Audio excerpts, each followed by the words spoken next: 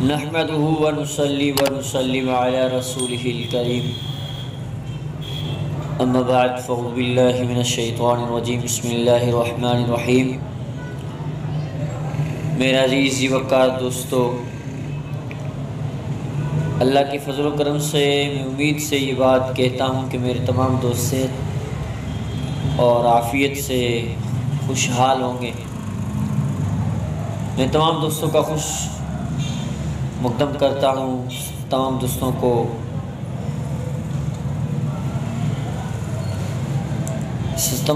کا میں دعا گو ہوں کہ تمام دوستوں کی دعاؤں کی بدولت صحت بھی ملی، تھوڑی سی کمزوری ہے، آپ دوستوں کی دعاؤں کی بدولت انشاءاللہ وہ کمزوری بھی ختم ہو جائے گی۔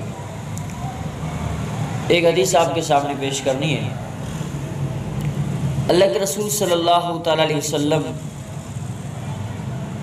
فرماتے ہیں، کن فی الدنیا کأنک غریب و عابر السبیل۔ یہ حدیث حضرت انس رضی اللہ تعالیٰ کو نبی علیہ السلام نصیحت فرما رہے تھے۔ فرمایا، انس کن فی الدنیا، تو ایسے رہے دنیا میں جس طرح سے تو ایک مسافر ہے، کأنک غریب و عابر السبیل، یعنی کہ تو مسافر ہے، تو رستہ صراط ہے، یعنی کہ تو سفر میں چل رہا ہے۔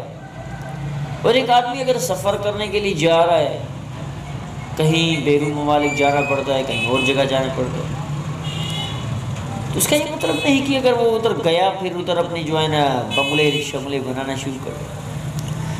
تو میرے کہنے کا مقصد کہ تمام دوست عزیز وقار، میرے دوستوں، میرے بہنوں، میرے بھائیوں، یہ دنیا فانی ہے، مجھے بھی جانا ہے، آپ کو بھی جانا ہے، چھوٹوں کو بھی جانا ہے، بڑوں کو بھی جانا ہے، عالم کو بھی جانا ہے، جاہل کو بھی جانا ہے، عورت کو بھی جانا ہے اور مرد کو بھی جانا ہے۔ ایسے نہیں کہ ایک آدمی کہتا ہے میں ایک امیر آدمی ہوں، میرے پاس پیسہ ہے، میرے پاس جائیداد ہے، میرے پاس گاڑی ہے، میرے پاس سونا ہے، میرے پاس چاندی ہے، مجھے موت نہیں آئے گی، میں خرید لوں گا۔ بڑے سے بڑے بادشاہ چلے گئے، اپنے بھی چلے گئے، بیگانے بھی چلے گئے، آپسی محبت رکھنے والے بھی چلے گئے، نفرت رکھنے والے بھی چلے گئے، دوستی پھیلانے والے بھی چلے گئے، دشمنی پھیلانے والے بھی چلے گئے، شاہ بھی چلے گئے تو گداگر بھی چلے گئے، اجڑ گئے وہ باغ جس کے لاکھ مالی تھے۔ سکندر اعظم جب گئے دنیا سے اس کے دونوں ہاتھ خالی تھے۔ ہاں، یہ نہیں سمجھنا، یہ نہیں سوچنا کہ بس میں جو ہے نا میرے پاس پیسہ ہے، میرے پاس جائیداد ہے، سونا ہے، مجھے موت کچھ بھی نہیں کرے گی، میں موت کو خرید لوں۔ دنیا کی ابھی تک کوئی طاقت ایسی پیدا نہیں ہوئی ہے جو موت کو خرید سکے۔